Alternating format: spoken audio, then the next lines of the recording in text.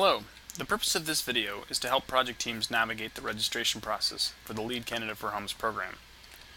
In order to register a project, you have to go to the LEED registration website, which is www.cagbc.org/LEED registration.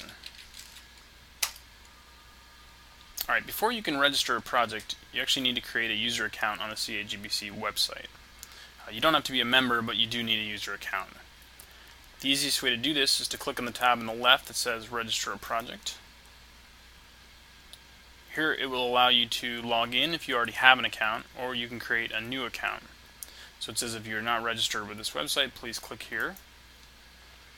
And this brings up a form with some information about you, your name, email address, and so forth. It also includes the username and password. Once you click Create Account, pretty quickly it'll tell you that you've created your username and user account, and you can proceed. I've actually already gone ahead and done this, so I'm going to just log in.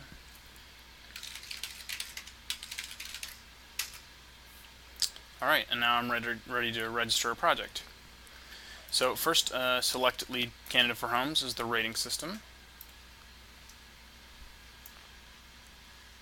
Next, you have to choose a project type, and the options here are single family, which also includes duplexes, triplexes, townhomes, or multifamily.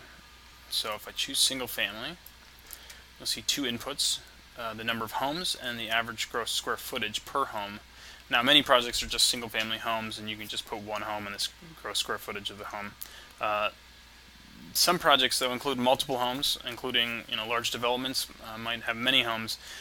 So a project can register as many homes as they want that are in the project at once. As long as all the homes are actually part of the same project, they're on the same location, same building site, have the same builder, and so forth. If you choose multifamily, it asks for a few more pieces of information here. So the number of identical buildings, and again, if a project has multiple multifamily buildings, they can register them all together at once, as long as they're all identical. Now that's not true for single family homes, but for multifamily it is true. And so if a project has multiple buildings, but they're different, either in square footage or number of units, they actually do have to register separately.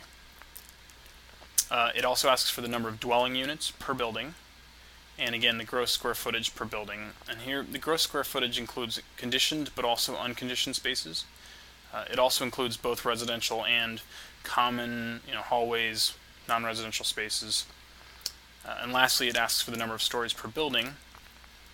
Now, 4 to 6 story multifamily projects can actually pursue LEED for Homes in the U.S. under the LEED for Homes Mid-Rise program. You can ask your provider for more information about that, but again, Canadian projects can pursue LEED for Homes Mid-Rise in the U.S. The other option is to pursue LEED NC in Canada, but they cannot pursue LEED certification through LEED for Homes in Canada. And so this is the only options are 1, 2, and 3 story buildings. So I'm going to proceed with just a single family home. I'm going to just put in 2,500 square feet. Alright. The next step, it says review the fees. There are two types of fees, registration fees and certification fees. The registration fees have to be paid up front. It's part of this process. The certification fees can be paid once the project is completed and certified. You also have the option here of paying both fees at the same time right now. Here it'll give you a number. Now this number will change depending on the project type and the details of the project. So this is the estimate for this particular project that I put in. Next you have to input some information about the project. So I'm just going to make up a home. I'll call it the King Family Home, and I'll say it's on 100 King Street.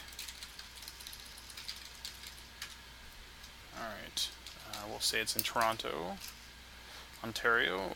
It's already autofilled. Now this is something through my browser that it's done this, but you will have to manually put in the postal code. Next you choose the language, so English, but French is the other option. Quick project description, single family detached home. Now every project has to have a provider in LEED Candidate for Homes. And so the provider will help you through the certification process Providers work in different regions of the country, and you'll want to have a relationship before you get to this point. So really you ought to know your provider well before you've gone online to register. So I'm just going to choose the first one that comes up just for the simplicity, but again, not every provider works in, for example, Toronto. I will say it's a market rate project, not an affordable housing project. Again, if you need definitions or you need some clarity on exactly what constitutes an affordable project, please talk to your provider. And lastly, it asks, do you wish to have your project listed on the website? So I will say yes, and save the project. Alright, now you'll be able to proceed to checkout. Again, if you don't log in and you don't have a user account, it won't allow you to go through this next step. Alright, so it gives you a quick summary of what you'll owe. So proceed to checkout, and then here it asks for some credit card information. Now it actually does say you can pay by check, but only if the overall balance is over $1,000. So in this case it's not, in which case you have to pay by credit card. So obviously you put in your credit card information.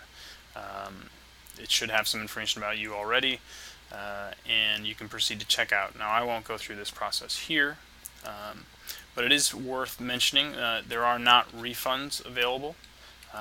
Now if you do put in information on the project, especially for larger projects, with some assumptions about how many dwelling units there will be or how large the project will be, that kind of stuff.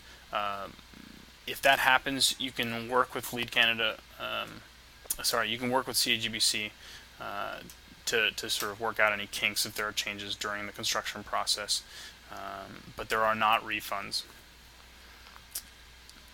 Alright, and so this pretty much would end the process, and you'll get a confirmation email saying you've successfully registered the following project, and you're ready to go ahead and get started on your Lead Canada for Homes project.